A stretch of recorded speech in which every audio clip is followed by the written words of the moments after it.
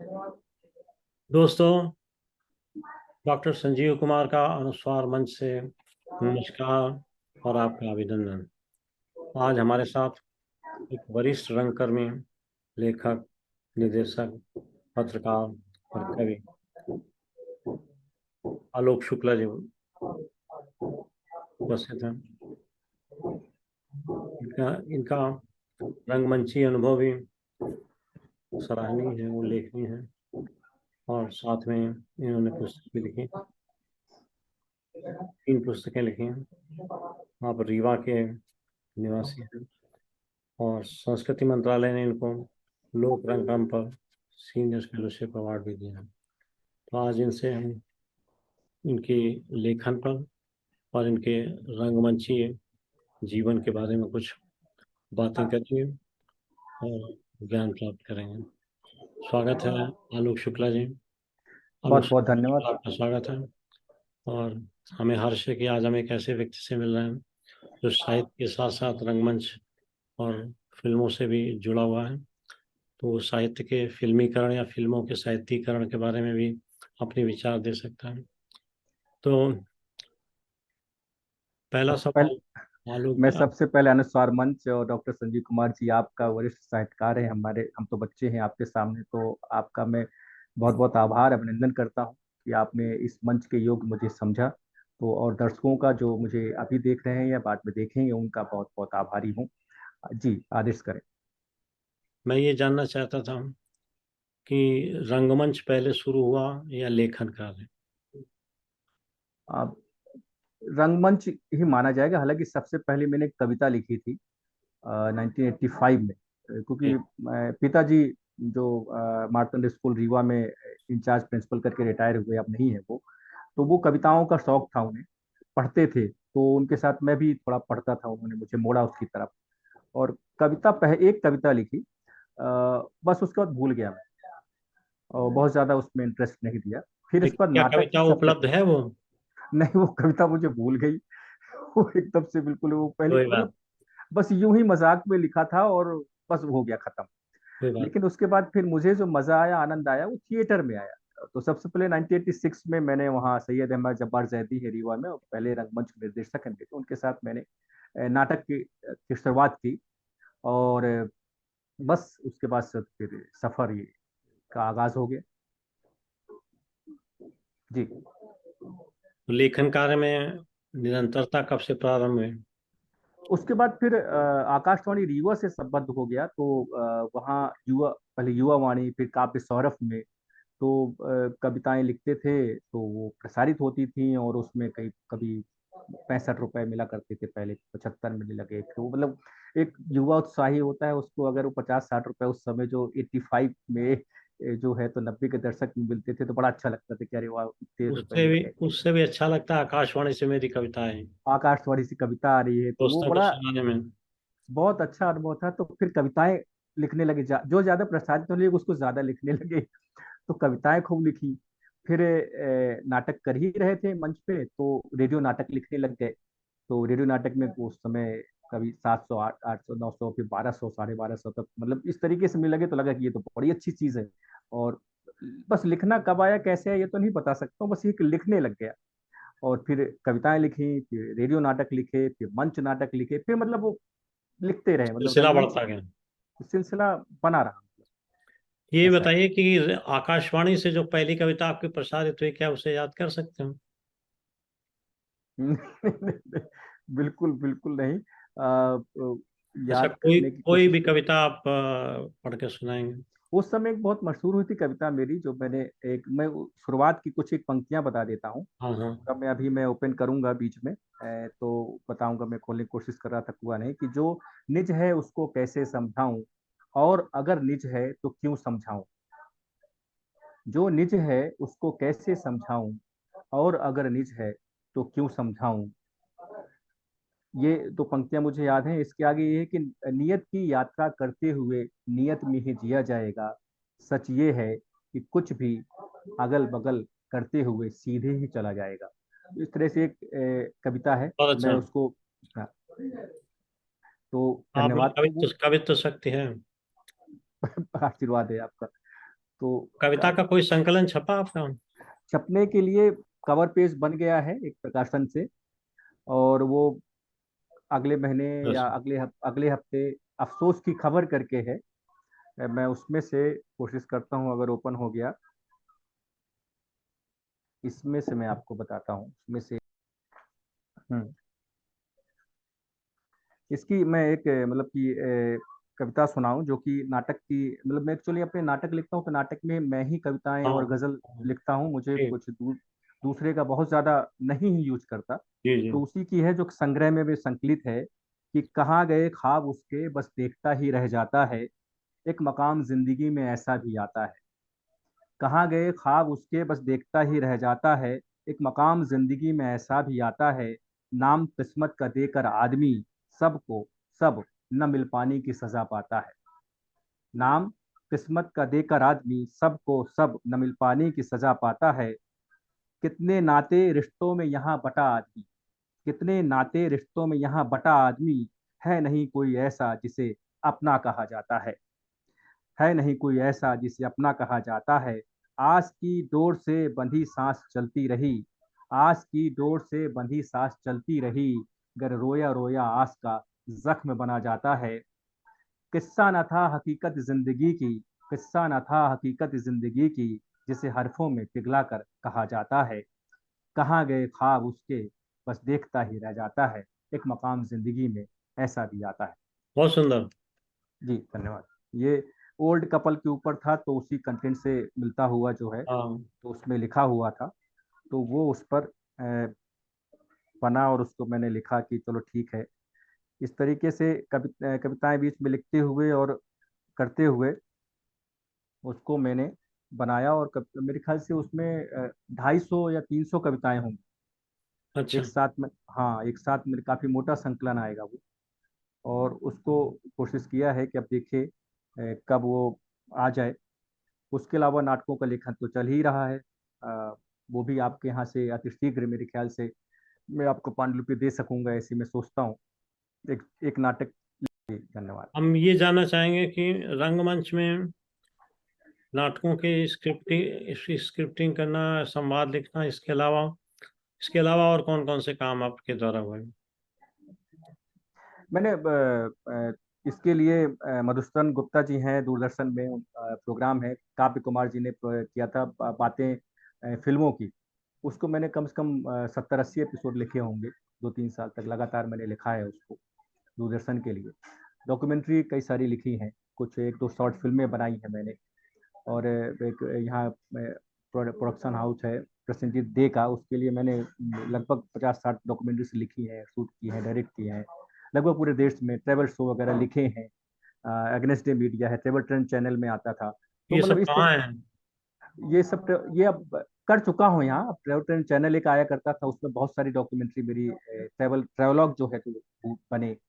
फिर space TV channel में, मतलब एक नहीं, वो जो रंगमंच। आप 70-80 एपिसोड जो बता रहे हैं आकाशवाणी ये के, सब कम वो वो मेरे पास है, उसको मैं संकलित करने की कोशिश कर रहा हूँ जिससे मैं किताब की शक्ल दे सकूँ। इसी इसी उद्देश्य से मैं कह रहा हूँ। बिल्कुल बिल्कुल आप। अच्छी किताब बनेंगे। हाँ, तो वो मैंने लगभग जो है 20-25 मैंने कर लिए हैं। तो धीरे धीरे धीरे उसको, क्योंकि वो एपिसोड के शक्ल में लिखे गए थे, अब वो आर्टिकल के शक्ल में लिखे जाएंगे तो थोड़ा सा ठीक। उसको री एडिट करना पड़ेगा। ठीक है। तो वो मैं वो भी मतलब साथ साथ चालू है। तो वो है। और बाकी जो बनाते हैं डॉक्यूमेंट्री, ज्यादातर वो कंपनी की ही हो जाती है, 2-4 आप अपने पास रख लेते हैं, वैसा होता है। लेकिन ज्यादातर कंपनी का राइट होता है उसमें। जैसे खली की जो ग्रेट खली हैं अपने हिंदुस्तान के, उनके ऊपर डॉक्यूमेंट्री लिखी, बनाई, शूट की।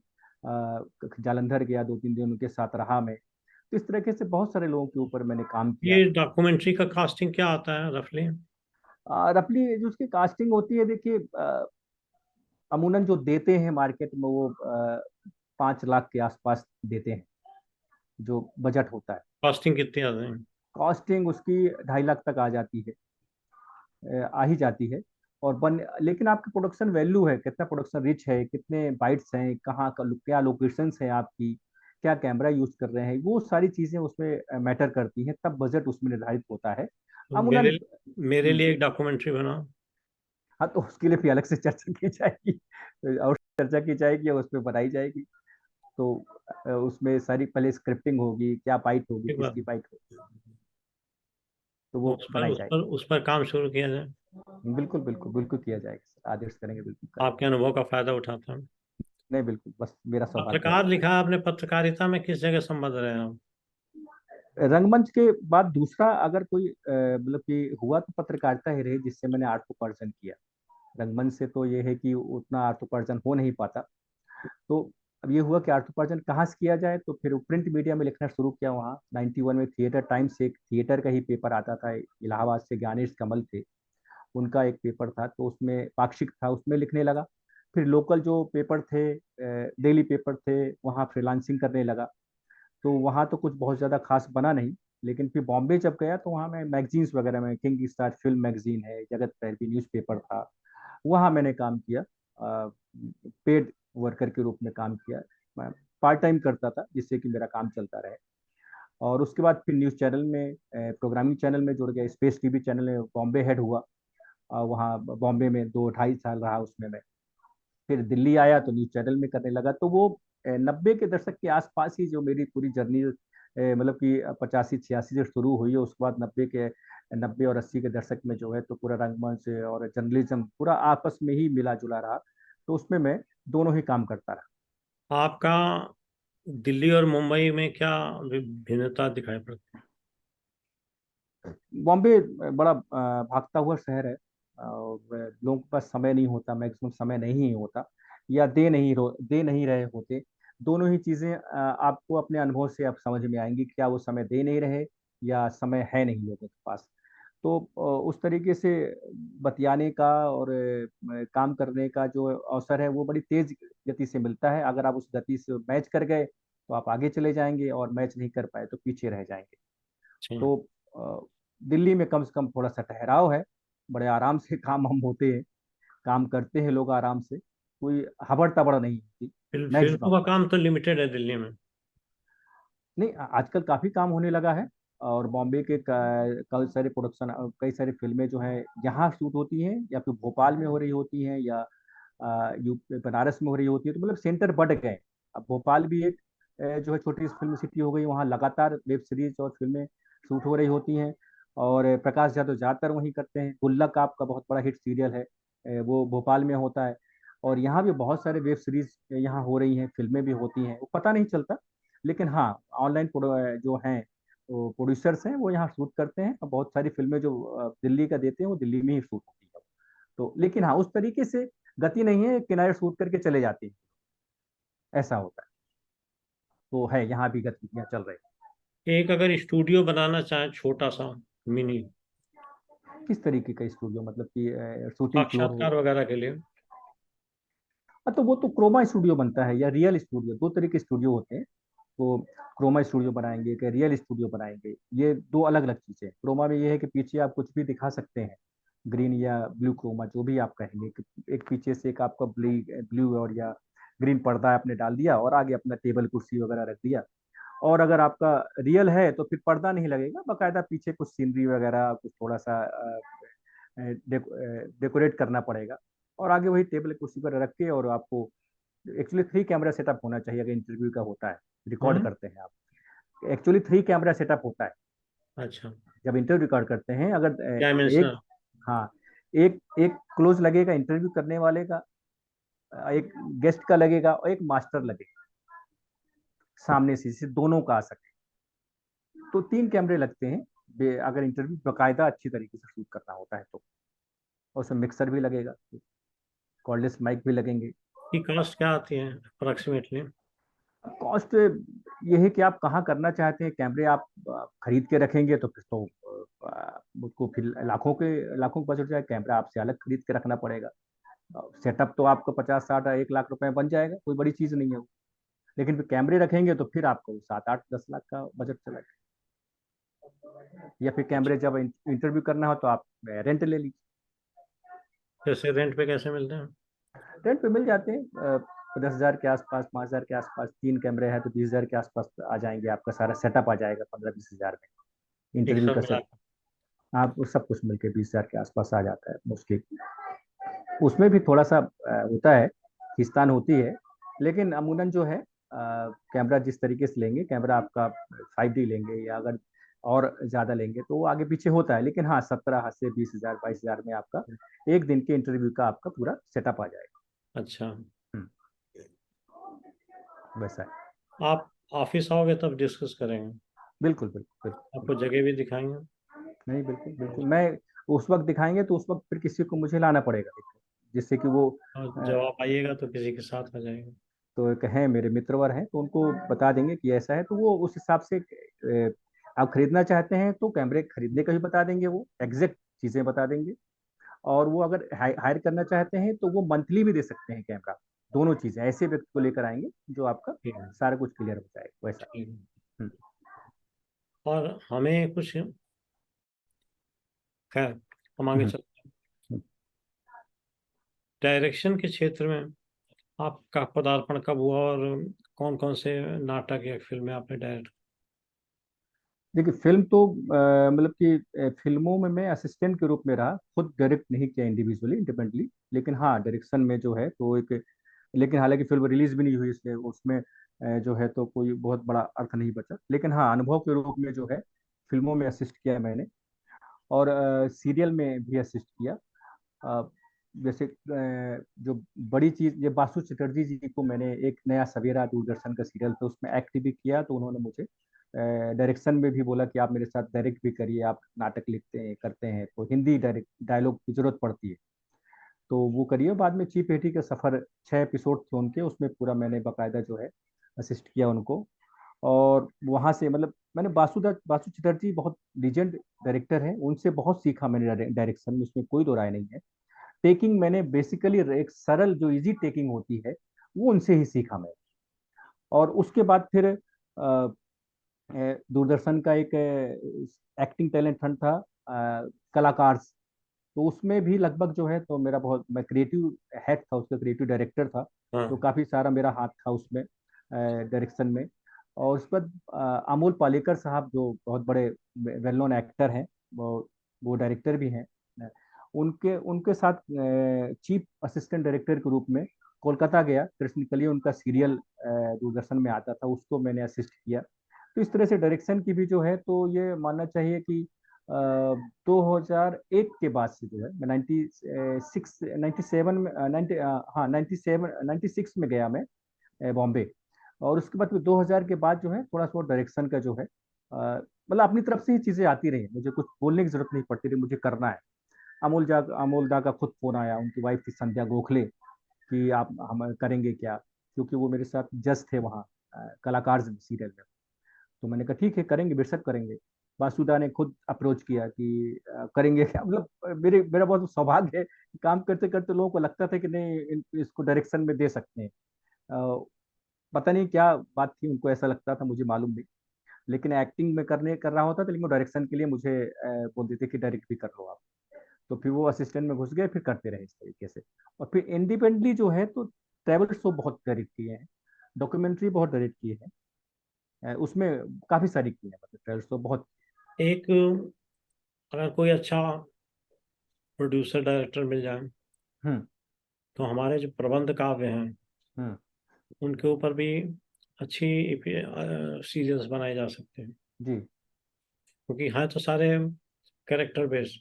जैसे हम्म, भानुमति हैं, हम्म, भानुमति के कैरेक्टर को अभी तक किसी ने देखा नहीं, हम्म, तो हमने इसको लिखा है। तो हम्म। भानुमति पर एक अच्छा सीरियल बन सकता है, 5 6 7 एपिसोड्स का।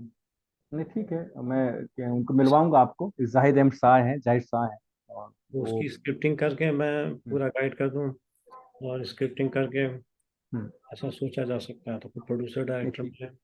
हाँ तो मैं उनसे आपकी मीटिंग करा दूंगा, फिर बाकी आप अपना आपस में देख लीजिएगा कैसा क्या है। मेरा लक्ष्य है कि आप मिल जाएं, आपस में बात कर लें, फिर जैसा उचित हाँ, लगे मैं आप सोच कर। रहा हूँ कुछ क्रिएटिव वर्क हो जाए। हाँ नहीं बिल्कुल ठीक है, तो उस हिसाब से जैसा ठीक लगता है आप कर सकते हैं, इसमें कोई तो राय नहीं। तो कविता और डायरी और कहानियाँ, स्क्रिप्टिंग, इसमें कौन सा क्षेत्र ऐसा है जो आपको सबसे अच्छा लगा?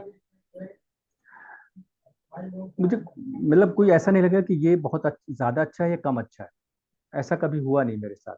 हाँ ये है कि लिखने के लिए जब गया तो पहले उसकी कविता आती है मेरे जहन में, कि उस सब्जेक्ट को, उस विषय को धीरे धीरे पहले तो यूं ही लिखना शुरू किया, फिर एक सब्जेक्ट कुछ मतने लगे।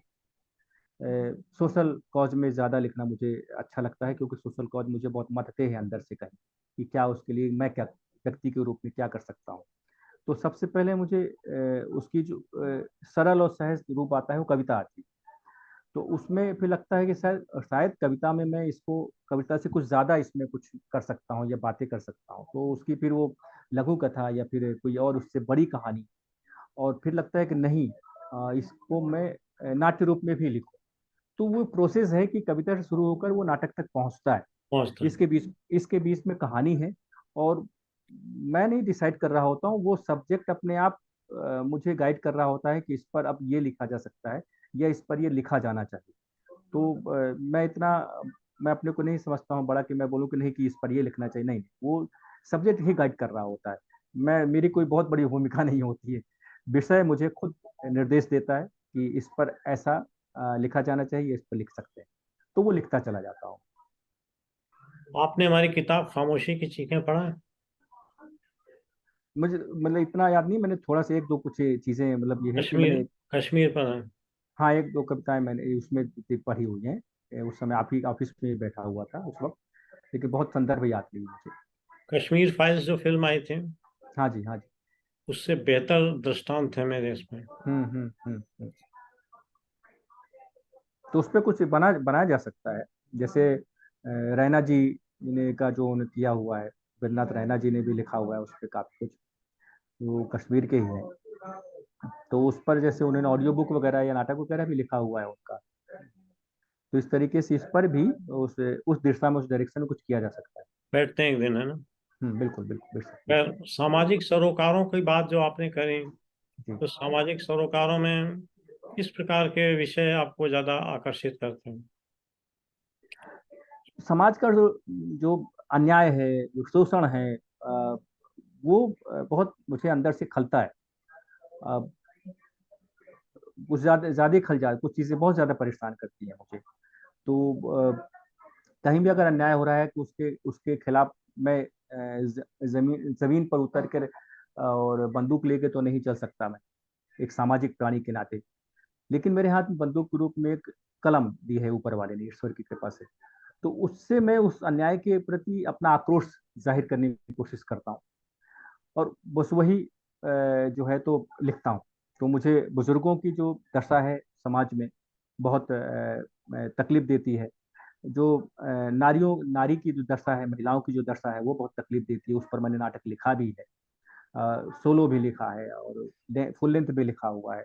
और आजकल जैसे मैं मथ रहा हूँ, जो बच्चे आत्महत्या कर रहे हैं कोटा में, या छोटा फिर स्कूल। कोटा इंस्टीट्यूट, तो एक मामला उठ गया है। हालांकि आप मैंने रिसर्च किया, मैं लिख रहा हूँ नाटक जो आपके पास आएगा, जो तीन चार नाटक एक साथ आपके साथ आएंगे छपने के लिए, वो आधा नाटक है। लेकिन उसमें मैं आपको एक आंकड़ा बताता हूँ, आप जानकर चौंक जाएंगे कि एक तो ये है कि हर साल ये 43% बढ़ रहे हैं आंकड़े आत्महत्या के। और सबसे बड़ी जो मतलब कि भयानक चीज ये है कि अगर हर 4.5 मिनट में एक आत्महत्या हो, होगा।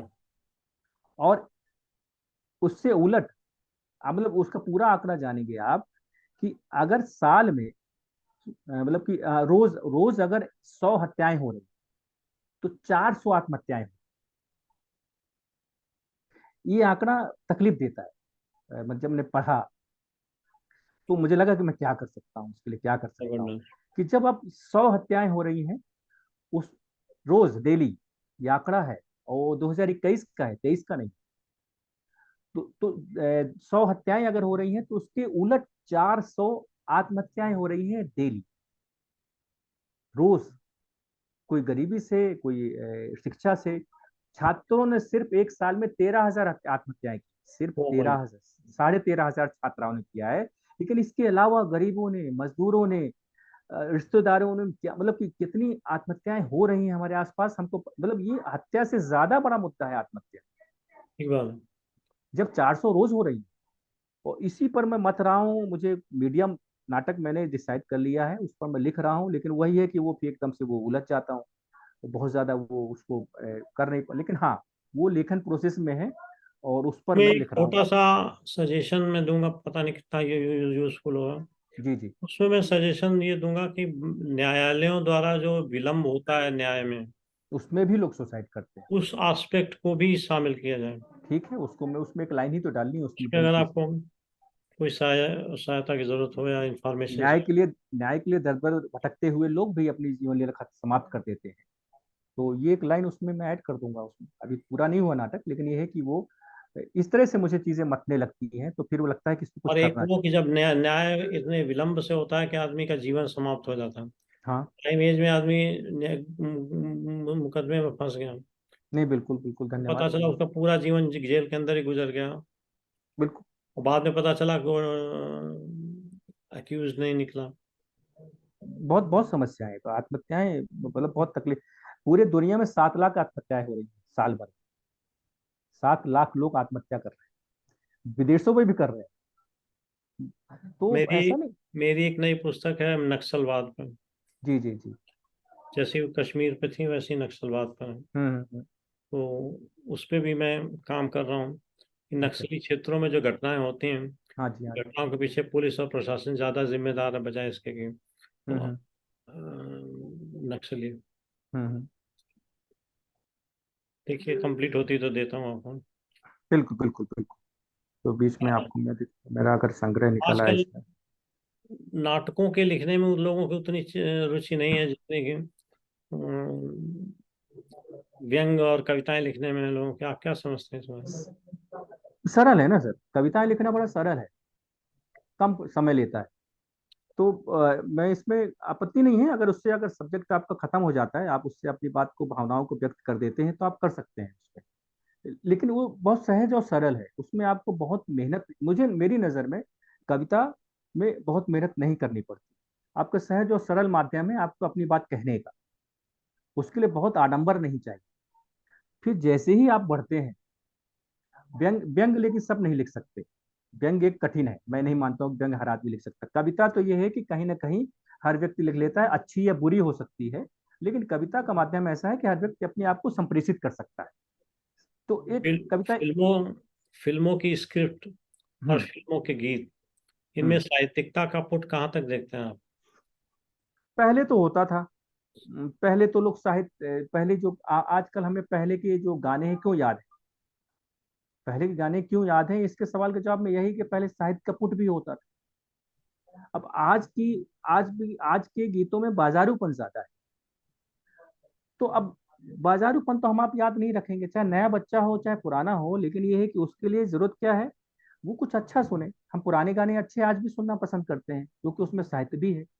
और आज में बाजारूपन, इससे ज्यादा कुछ तो उसके बारे में कुछ मतलब बोला नहीं जा सकता कि एक्चुअली क्या है क्या उसमें। बाजारूपन वाला जो साहित्य है उसको वल्गर साहित्य कह सकते हैं, लेकिन साहित्य तो है ही। अब हाँ हाँ। अगर अगर इस दृष्टिकोण से देखें तो मांसलवाद जो परंपरा छायावाद के बाद शुरू हुई थी, ठीक है ना, तो हाँ। उसमें तो बड़े वर्ड की कविताएं लिखी गई, लेकिन उनको साहित्य माना जाता है, उसको एक वाद के अंदर रख दिया गया। देखिए, अब आप कुछ लोग बोलेंगे कि भाई जो काम शास्त्र लिखा गया वो भी साहित्य है। तो इस तरह अलग अलग चीजें हैं, हम किस लेवल पे उसको देखते हैं। एक बाजारूपन एक शिष्ट रूप से भी हो सकता है। एक शिष्ट रूप से मैं उसके बहुत एक अलग तरीके से बताऊं कि जैसे आप किसी मतलब रेड एरिया में जाते हैं या फिल्मों में देखते हैं, हमने फिल्मों में ही ज्यादातर देखा है।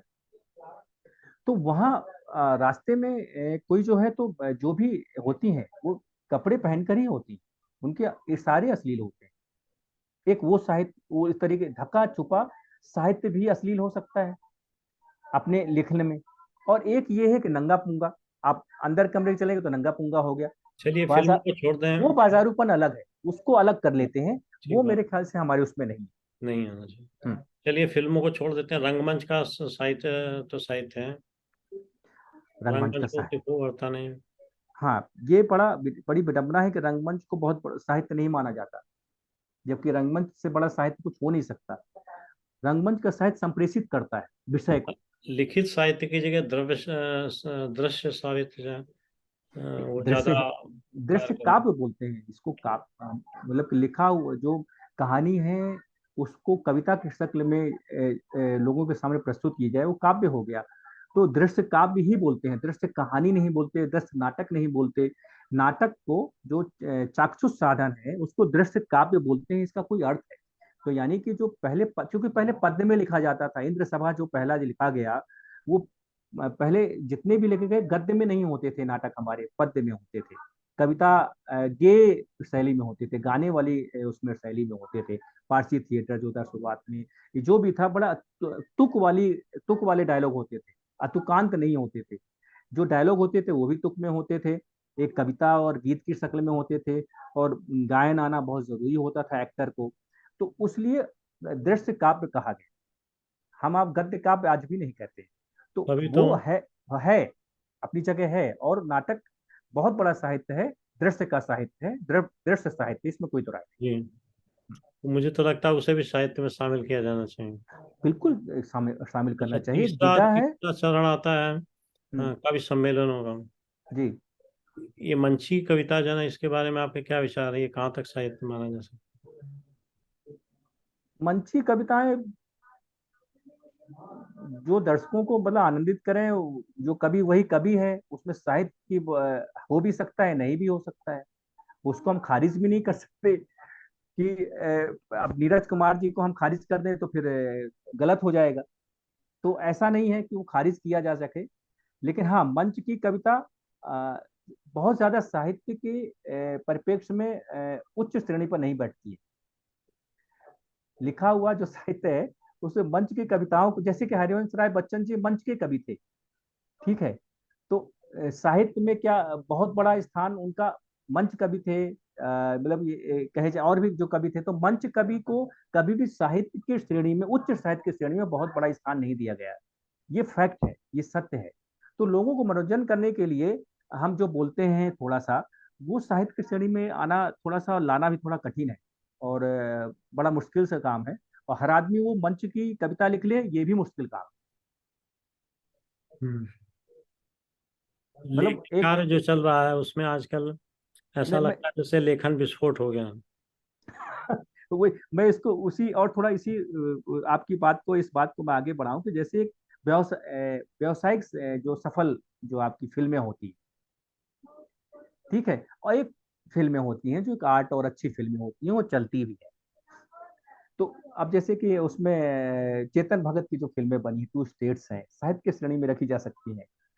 ओ, ठीक है। लेकिन अब माफ करें, जो गदर के बारे में बोलना मुझे पड़ रहा है, लेकिन मैं कह रहा हूँ कि उसकी अवमानना नहीं है। गदर के सब्जेक्ट की अवमानना नहीं है। बहुत अच्छी फिल्म है, लेकिन साहित्य की श्रेणी में तो नहीं रखी जा सकती। लेकिन वो बेहद सफल फिल्म है, बहुत अच्छी फिल्म है। तो तो मतलब यही है कि मंच के कवि भी बहुत सफल होते हैं, इस तरह से व्यावसायिक सफलता उनको मिल रही होती है। लेकिन लिटरेरी सफलता, साहित्य की सफलता अलग मापदंड रखती आलोक जी, पहले क्या होता था कि है। साहित्य को लेकर के फिल्में बनती थी। जी, किताबों पर बनती थी। हाँ, देवदास तो सबसे बड़ा उदाहरण है कि बहुत सारी देवदास फिल्में उदाहरण है, हम्म प्रेमचंद की गोदान है, 2 बीघा हम्म जमीन है, बिल्कुल प्यार बिल्कुल भरा, ऐसी बहुत सारी चीजें हैं। हम्म शरद चंद्र के उपाध्याय के बिल्कुल। परिणीता है।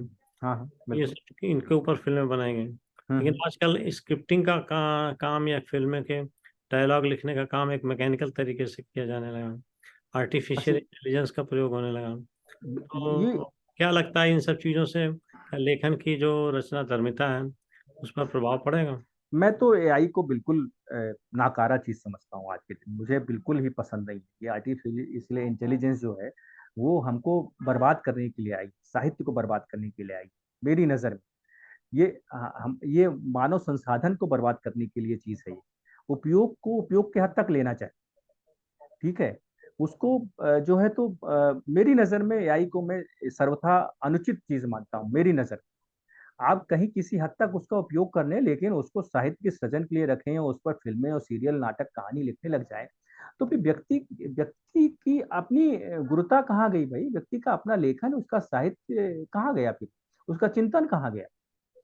और वो उस तरीके की इमोशंस तो नहीं दे सकता ना, एआई इमोशंस कहाँ से लाएगा? एआई अगर जैसे उसका सबसे बड़ा उदाहरण है जो एंकर है आज तक में जो पहले शुरू किया, क्या उसके फेस में इमोशंस आते हैं? नहीं आते हैं। तो आप आर्टिफिशियल इंटेलिजेंस में आप इमोशंस कहाँ डालेंगे? आप तो विदाउट इमोशंस लिखना चाहते हैं, तो विदाउट इमोशंस लिखने को आप साहित्य की श्रेणी में तो नहीं ला सकते, ना लाना चाहिए। ठीक बात है। तो लेखकों की द्वारा जो लिखा जा रहा है उसकी गुणवत्ता बड़ी प्रभावित हो गई है। और बिल्कुल। ऐसा लगता है कि जैसे आजकल आदमी लिखने के लिए, साहित्य के लिए, सेवा के लिए नहीं लिख रहा, बल्कि अपनी छवि सुधारने के लिए लिख रहा। छवि सुधारने के लिए लिख रहा है, छपने के लिए लिख रहा है, सारी चीजें सिर्फ ये कि छप जाए, कहीं भी छप जाए, और ये कि अपनी छवि सुधर जाए, बिल्कुल इसलिए लिख रहा है, बिल्कुल सही है। तो इससे गुणवत्ता का पर प्रभाव पड़ा और पाठक भी, बहुत। छिटक रहा है। पाठक छिटक रहा है, पाठक को पढ़ने को नहीं मिले क्यों छिटकेगा? एक मैं, चलिए इसी नजर एक कविता मेरी नजर में आई है, तो मैं कविता जी आपके साथ जरूर। साझा कर लूं। जरूर। तो ये आ, दो कविताएं मैं छोटी छोटी सुनाऊंगा। एक जी। मणिपुर की घटना पर है, हाँ। स्त्रियों पर ही है दोनों, जो प्रकाशित हो चुकी हैं, काव्य संग्रह में आएंगी। कि अपने दोनों ही स्त्री वन स्त्री टू कर सकते हैं आप। हाँ। अपने पति को परमेश्वर मान पिटने में ही अपना सुख ढूंढती हुई कुछ निम्न वर्गीय स्त्रियां। हम्म। अपने पति को परमेश्वर मान पिटने में ही अपना सुख ढूंढती हुई कुछ निम्न वर्गीय स्त्रियां, पतियों की बुराई में सुख ढूंढती हुई कुछ मध्यम वर्गीय स्त्रियां, अपने पतियों को उच्च बताती हुई कुछ उच्च वर्गीय मध्यम वर्गीय स्त्रियां, पतियों में सुख ढूंढती हुई मुस्कुराती हुई दुखी स्त्रियां, झूठ को इसी तरह पूरी उम्र ढोती हुई स्त्रियां केवल निम्न वर्गीय या मध्यम वर्गीय या उच्च मध्यम वर्गीय नहीं होती, वे होती हैं हर वर्ग में। इसलिए सदा अपने को सबल पराक्रमी बताती हुई स्त्रियां, अपने को साबित करती हुई स्त्रियां रहती हैं सदा दुखी कि एक झूठ जो जी रहा है सदियों से उनके साथ उनके अंदर, उसका कुछ नहीं कर पाती हैं स्त्रियां, क्योंकि इसे करना पुरुष को है, क्योंकि इसको करना पुरुष को है, इस पर कुछ नहीं करता दिखता पुरुष, और वाह। इस पर कुछ करता हुआ नहीं दिखता पुरुष। मेरा मानना यही है कि स्त्रियों को कुछ करने की जरूरत नहीं है, पुरुषों को ही सम्मान देने की जरूरत है। स्त्रियां क्या करेंगी? स्त्रियां तो बेचारी कर ही रही, तो पुरुषों को थोड़ा करना है। मणिपुर है, मैंने नहीं देखा या कहूं कि नहीं जुटा सका इतनी हिम्मत कि वो सब देख सकूं। मैंने नहीं देखा या कहूं कि नहीं जुटा सका इतनी हिम्मत कि वो सब देख सकूं। मैं तो धुंधली तस्वीरों और उस खबर से ही सहम गया, और तुम सब देख कर जानकर चुप रहे इतने दिन कैसे। और वाह। तुम सब देख कर जानकर चुप रहे इतने दिन कैसे, ये पाप किया है तुमने, और अब समय लेगा बदला इसका। तुम अब ये कह कर के तुम अच्छे हो नहीं बचोगे, और खुशी उनकी भी अधिक नहीं टिकेगी जो चुप रहे अपने अपराधों पर।